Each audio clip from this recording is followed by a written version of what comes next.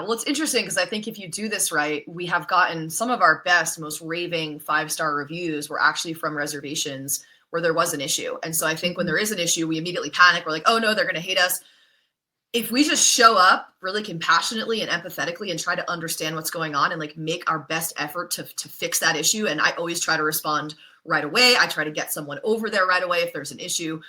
People actually really appreciate that, and that can end up Mhm. leading to a 5-star review. And so it's interesting now as Airbnb is shifting, those reviews are so important. And if you get a retaliatory review, let's say you submit a claim for damage and that guest is pissed and then leave you a bad review, you used to be able to submit that to Airbnb. This has never happened to me, but I've heard from others, you could submit to Airbnb and you'd be able to get it removed.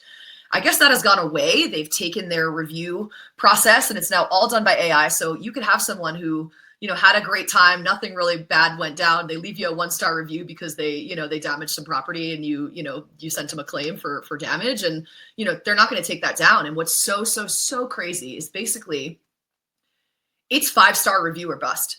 Anything other Mhm. than a 5-star review, Airbnb perceives as negative, right? So those 4 stars, and I'll notice it when I've had in this year, I think we've gotten 2 4-star reviews. And again, so frustrating because they're like, it was a great stay. We loved it. And then it's just like 4 stars. You're like, why?